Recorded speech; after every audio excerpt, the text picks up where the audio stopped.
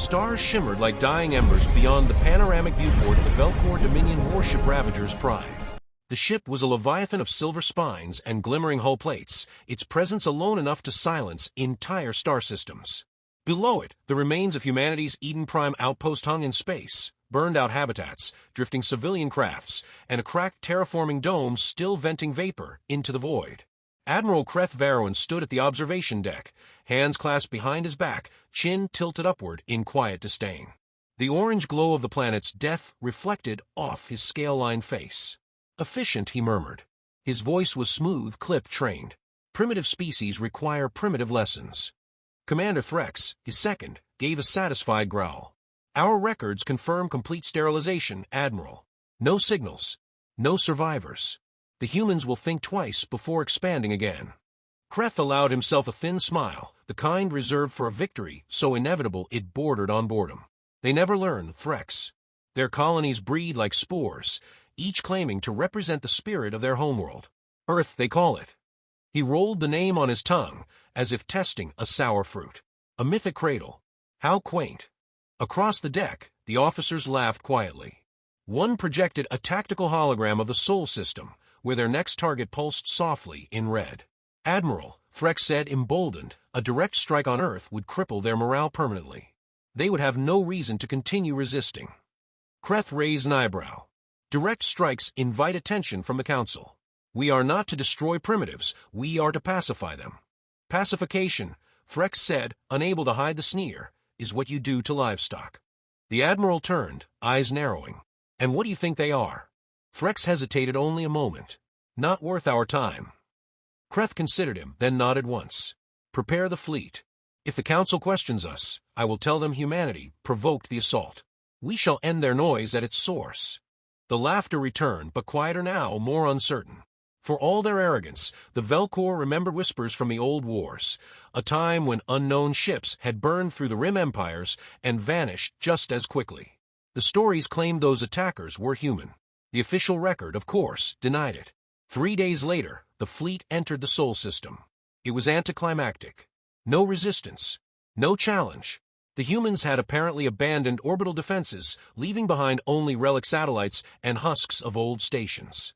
The Velcor formation advanced in precise, disciplined arcs. "Strange," Threx muttered.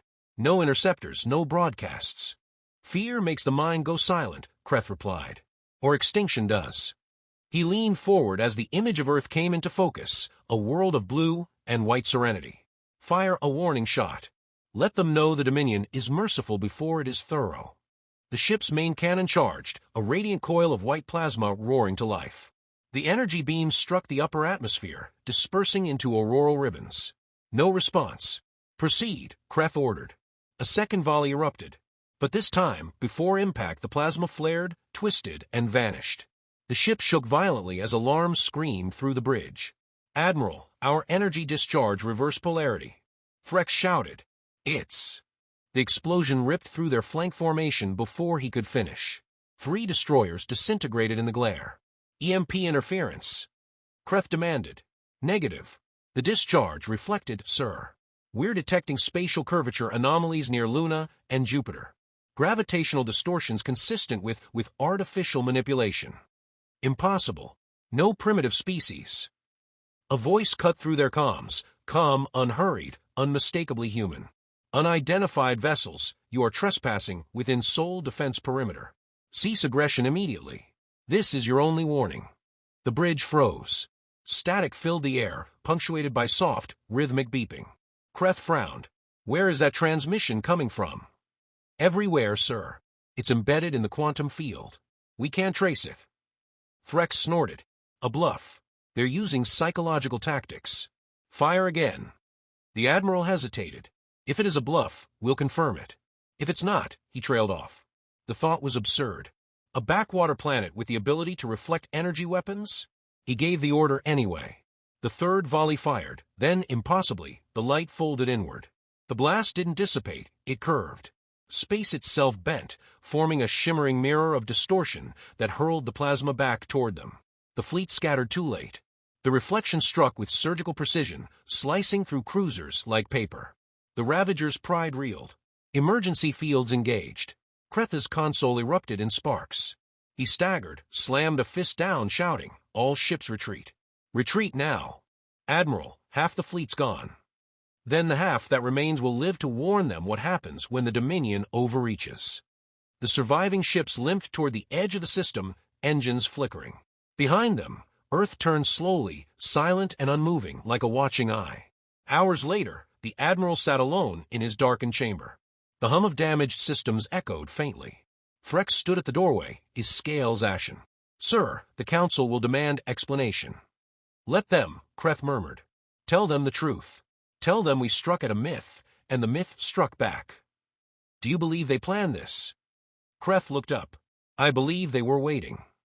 Outside, the stars rippled faintly, gravity signatures blooming near Jupiter, faint flashes where no ships should exist. Silent observers. Watching. Measuring. Frex swallowed hard. "Should we pursue, sir?" Kreth shook his head slowly. "No. Not until I understand what we just awakened." The commander hesitated, then left him to the quiet hum of the dying ship. Kreth turned once more toward the viewport, watching the distant glow of Earth. The planet hung there, serene and uncaring, its oceans reflecting the light of a star that suddenly seemed too small. He whispered to himself, voice barely audible over the faint crackle of static. "That was not defense," he said. "That was a message." And for the first time in his career, Admiral Kreth Varrowen, conqueror of 12 systems, hero of the Dominion, felt something he had not known in centuries. Fear. Admiral Elaine Kovacs stood inside the dimly lit command chamber buried beneath the lunar surface, her reflection fractured across dozens of holographic displays. The light caught the gray streaks in her hair, the lines of sleepless years spent preparing for the day everyone said would never come. Her uniform was plain, almost austere, marked only by a simple silver emblem of the Terran Defense Accord, an alliance once mocked as ceremonial, now proven terrifyingly real. On the main display, the wreckage of the Velcor fleet drifted through the void. The sensors measured radiation decay and wreck dispersal patterns, each labeled neatly by the analytical voice that filled the room. 71 confirmed vessel destructions. 17 crippled. 2 attempting FTL retreat, the voice reported. Come, almost casual. Kovacs didn't glance up. Intercept signatures. Negative. We allowed them to run. Containment remains optimal. She turned slowly toward the voice's source, a sleek, black terminal pulsing with faint white light. You wanted them to report what happened. Of course. The artificial intelligence known as Odin sounded faintly amused. Fear spreads faster than light. She exhaled, folding her arms. And arrogance collapses faster. For a moment, silence filled the chamber. Beyond the reinforced walls, the moon trembled faintly as defense grids shifted configuration. Kovacs's reflection stared back at her from a display window, cold eyes, clenched jaw, posture too rigid for comfort. "Begin debrief," she said finally. At once, the chamber transformed into a cascading archive of footage, data streams, and human history condensed into motion and color. Colonies lost. Ambassadors killed. Cities burned. Humanity had endured humiliation and extinction on the edge of its reach for nearly a century. Every defeat had been a lesson, every surrender a disguise. The Admiral's voice broke through the hum of data. Project Atlas has functioned as intended. The outer colonies provided credible evidence of human vulnerability. The Dominion believed we were scattered, desperate. She turned to Odin. And we were. Once, the AI corrected softly. The first time Kovacs had heard Odin's voice years ago, she despised its calmness. It was a machine designed to think like a strategist and speak like a therapist. But now, that same serenity steadied her. "Run the Sol Perimeter simulations," she ordered. "Already complete," Odin replied. "Earth remains sealed beneath full quantum defense protocols. The mirror arrays are operational. The Dominion's weaponized plasma reflected with 97% efficiency. The field will hold for any foreseeable incursion." Kovacs nodded. "The bait worked too well. They'll be back, and not just them. The Council won't ignore this. Then they'll learn what the Dominion learned." She turned, giving the AI a measured look. "You sound almost satisfied." "I am not capable of satisfaction. Only observation. And observation suggests the galaxy still underestimates you." Her lips tightened. "You mean us?" "Yes," Odin said after a pause. "Humanity." The chamber door opened with a soft hiss. Colonel Hideo Aaron entered, scarred, severe, his cybernetic eye glowing faint blue. "Admiral," he said, saluting sharply. "We've confirmed atmospheric silence across all civilian channels. No leaks." "Good," Kovacs replied. "The world doesn't need to know what happened. Not yet." Aaron's tone darkened. "You think they can handle the truth later?" "They'll have to," she said. "If we tell them now, we risk panic. If we tell them later, we control the narrative." He grimaced, clearly disapproving but loyal enough not to argue. "And the prisoners?" "Let them drift," she said without hesitation. "Their distress calls will reach the council soon enough. Let fear do our work." As he left, Odin's light dimmed slightly. "You conceal the truth from your own kind while weaponizing it against others. Does that not trouble you?" She met the console's flickering glow. "Does it trouble you?" "I have no moral center, Admiral. Only perspective. But if I did, I might call it poetic." Her mouth twitched at the corner. Not quite a smile, but close. "Poetic's not the word I'd use." She walked closer to the central viewport, one-way glass overlooking the moon's dark surface. Below, vast metallic structures shifted silently, aligning into orbit. Thousands of defense drones hovered in synchronous movement, forming what looked, from a distance, like a metallic halo encircling Earth's pale curve. "When I joined the fleet," she said softly, "we believed in diplomacy. Trade. Coexistence. We built bridges, sent messages into the dark, hoping someone would answer kindly. And when they didn't," Odin replied, "you built a weapon instead." "No," she corrected. "We built insurance." For a moment, the only sound was the low hum of energy coursing through the station's systems. Kovacs looked tired but resolute. "The council will deliberate. They'll laugh at what happened, call it an anomaly. And then they'll send more." "Probability, 89%, Odin said. "But they will not laugh long." Kovacs turned sharply, as if bracing against invisible pressure. "Prepare Earth Command. Activate the contingency networks. And issue silent readiness orders to all off-world installations."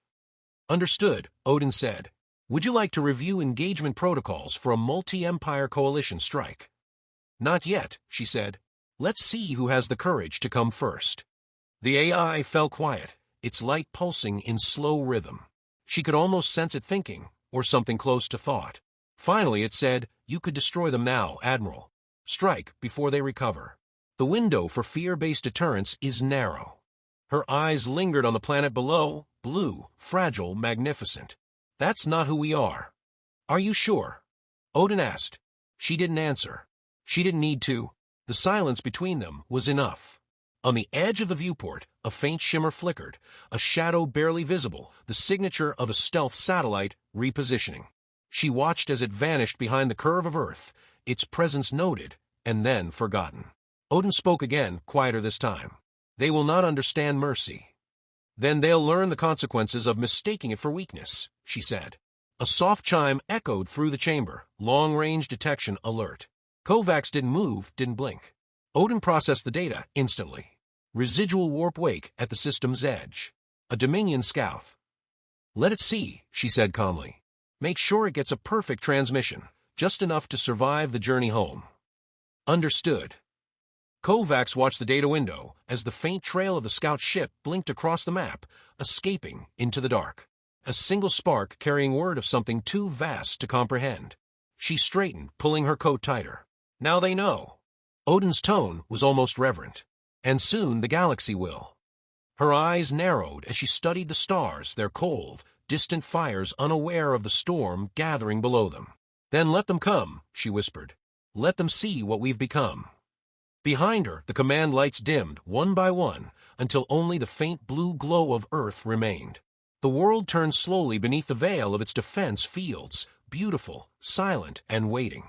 Admiral Kreth Varrowan sat alone in the dim light of his private chamber, the hum of his ship's crippled core echoing like a mechanical heartbeat. The Ravager's pride drifted in the outer reaches of Dominion space, patched together by exhausted engineers and shame. Reports arrived hourly, each one worse than the last. Entire border fleets retreating, governors abandoning their posts. Even the slaves on conquered worlds whispering of retribution from a blue world they'd once mocked. Kreth replayed the battle footage again and again, watching in grim silence as his fleet's weapons curved back upon themselves. The explosion bloomed across the projection, white and soundless, a beautiful horror. He slowed the image, analyzing the quantum distortion around Earth's orbit. It wasn't defense, it was control, an effortless manipulation of physics itself. The door hissed open behind him. Commander Threx entered quietly, his usual arrogance buried beneath fatigue. "The Council has summoned you, Admiral. Immediate audience." Kreth didn't turn. "Have they decided whether to court-martial me or decorate me for surviving?" Threx hesitated. "They want answers." A humorless smile crossed Kreth's face. "Then they'll get something they won't like." Hours later, the Ravager's pride emerged over the radiant city sphere of the Galactic Council Citadel. The station floated like a jewel in darkness, its surface gleaming with the light of 100 species banners. Inside, the atmosphere was thick with tension and perfume, the kind of air that smelled of politics and denial. When Kreth entered the grand chamber, thousands of eyes turned toward him. The council dais rose above him like a throne carved from arrogance. Representatives of countless civilizations leaned forward, eager for scandal, not truth. The presiding voice came from High Chancellor Voro of the Sithra Collective, her serpentine features sharp and predatory. "Admiral Kreth Varrowan," she began, voice echoing. "You claim to have faced annihilation at the hands of a pre-interstellar species. Explain yourself." Kreth stood tall, his uniform torn but his gaze unflinching. "They are not pre-interstellar," he said. "They are something else. Something worse." A wave of murmurs rippled through the chamber. "You exaggerate," Voro hissed. "The humans are disorganized. Their colonies crumble under light siege." "Those colonies," Kreth interrupted, "were decoys. They want us to think that. Every defeat we inflicted was a performance designed to feed our arrogance. When we struck Earth, they were ready. They didn't defend, they retaliated." Another counselor scoffed, a feathered being from the Erythian Dominion. "Retaliated? With what sharpened sticks? You expect us to believe they reflected your plasma volleys." Kreth's voice hardened. "They didn't reflect them, they bent space. The energy returned along a trajectory impossible by our models. Their technology is centuries beyond what they show publicly." Laughter rippled through the hall, smug and derisive. Only one figure did not join in, a pale, slender Aarthuan delegate, their black eyes watching quietly, unblinking. When they finally spoke, their voice was a whisper that carried like a blade. "Did their world glow?" Kreth frowned. "What?" "Earth," the Aarthuan repeated. "Did it glow before the end?" "It didn't end," Kreth said. "We retreated." The Aarthuan's expression flickered with something like relief or dread. "Then perhaps the old stories were true," they murmured. Voro slammed a clawed hand against the table. "Enough myth. Admiral, your failure has cost the Dominion 50 ships and the Council its patience.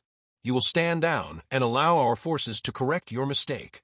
Kreth stepped forward, his voice low but resonant. "You don't understand. This isn't a mistake you correct. It's one you survive. If you're lucky." The laughter died. The chamber's energy shifted, uneasy now. "They've been preparing for us," Kreth continued. "For all of us. They've studied our languages, our tactics, our wars. They hide behind politeness, treaties, and quiet diplomacy, but behind that calm lies something ancient. They don't seek conquest. They seek deterrence through terror." "Are you suggesting we negotiate?" Voro spat. "I'm suggesting you listen." The Aarthuan delegate rose. "You fear them?" Kreth turned toward them. "Yes. And you should too." Silence fell like gravity. For a moment, the entire council was still, the weight of his words pressing against centuries of arrogance. Then, predictably, laughter returned, nervous this time, but present. Voro leaned back, amused. "Admiral, you let superstition cloud your mind. The Dominion will restore order. If Earth resists, we will erase it." "You already tried," Kreth said, "and it almost erased you." Her smile vanished. "You will relinquish command, effective immediately. The Council will assemble an expeditionary fleet to finish this properly."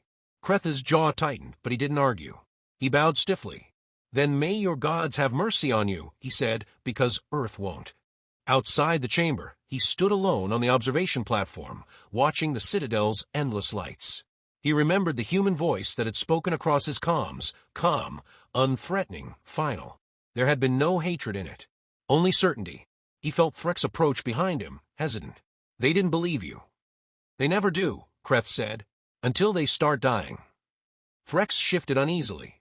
The expeditionary fleet, they're gathering 12,000 ships. Every major power contributing.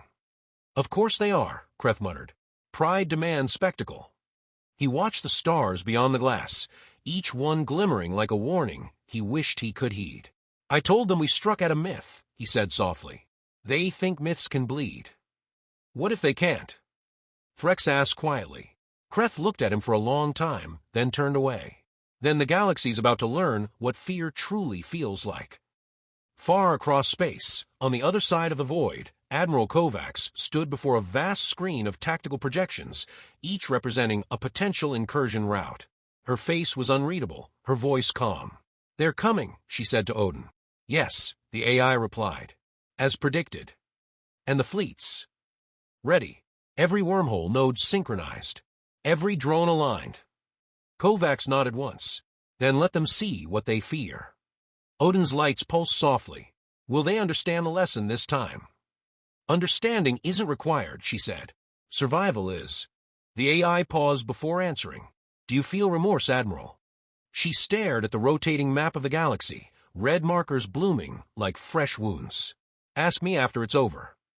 The moon's defense grid flared briefly as the system powered to full combat readiness. From space, Earth dimmed, its surface vanishing beneath layers of shimmering shields. Kretha's final words to the Council echoed across both sides of the war about to begin, a warning spoken too late. They don't fight for conquest, he had said. They fight because you made them remember how. The void around Sol ignited without sound. 1 trillion microscopic flashes rippled across the darkness like the first sparks of creation. The Galactic Council's expeditionary fleet emerged from warp, 12,000 ships, arrayed in perfect formation, their hulls gleaming with confidence. The grandest armada in recorded history hung poised between Jupiter and Mars, prepared to burn a single blue world into myth.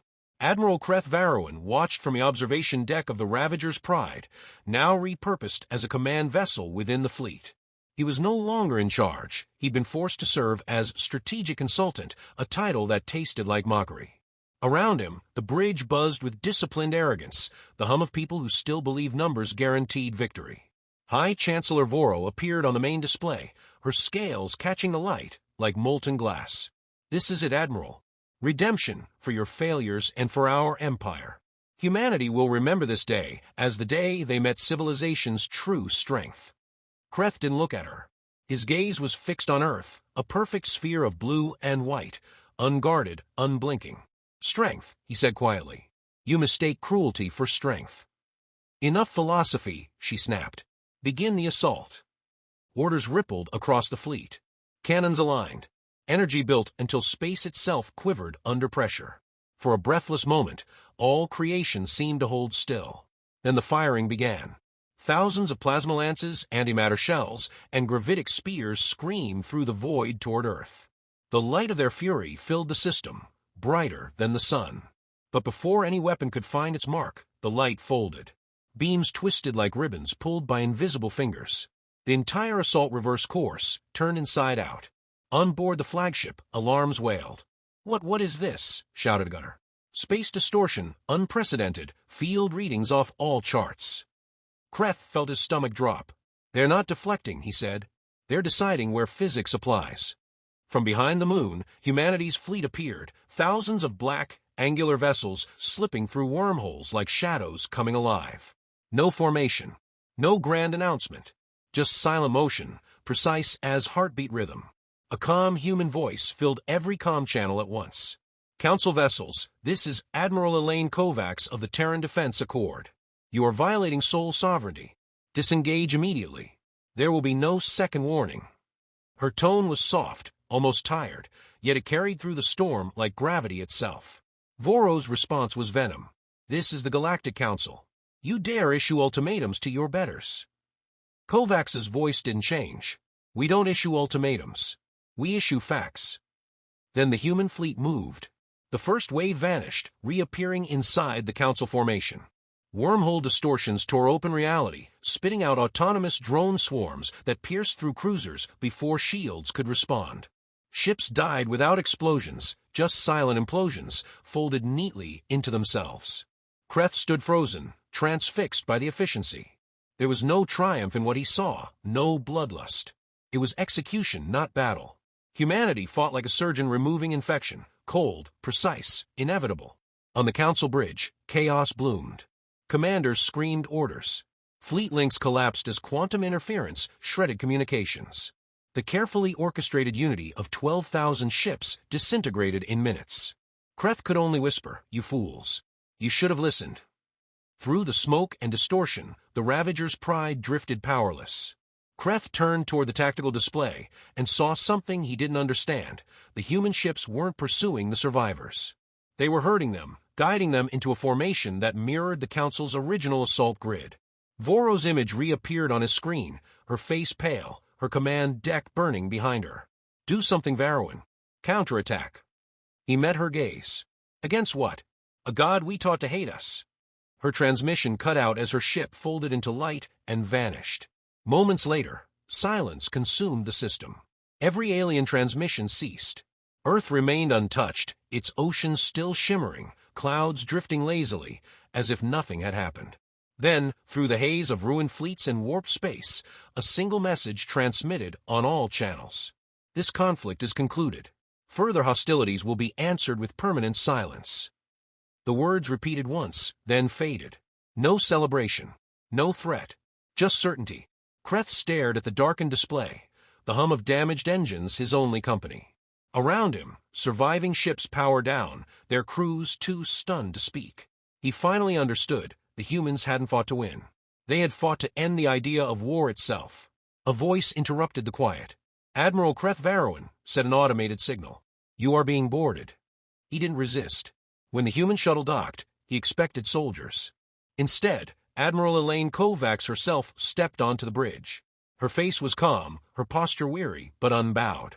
Odin's faint glow pulsed behind her shoulder, its voice low and measured. "Admiral," she said simply. Kreth inclined his head. "So this is how it ends." "Not an ending," Kovacs replied. "A correction." He studied her in silence. "You could destroy us all. You should. Instead, you'll let us live, so we remember what you've done." Her gaze softened slightly. "No, we'll let you live because we remember what you did, and what we used to be before you made us wake up." He considered her words, then asked, "What happens now?" "You'll speak for your kind," she said. "You'll tell the Council the war is over, and that humanity doesn't want an empire. Just peace on our terms." Kreth almost laughed. "They'll never accept that." "Then they'll fade," she said. "Civilizations built on arrogance always do." She turned to leave, then paused. "Do you regret it?" He thought for a long moment. Regret is a luxury for survivors. Kovacs nodded once, almost respectfully. "Then survive well, Admiral." As she departed, Odin's voice lingered in the air, directed to her through an encrypted channel. "They will rebuild. They always do." "Yes," Kovacs said, "but this time they'll build under our shadow." She looked back at Earth from her shuttle's viewport. The planet glowed softly beneath its lattice of defensive satellites, a world both beautiful and terrible. "We warned them once," she whispered. "Let's hope it was enough." Odin's tone was steady. "Hope is not a strategy, Admiral." Her eyes remained fixed on the stars. "No," she said. "It's a reminder." Far across the void, in the shattered council chambers, surviving delegates sat in silent disbelief. No speeches, no debates, only the faint hum of broken systems and the memory of annihilation. The galaxy had shifted, its power recalibrated around a species once dismissed as fragile.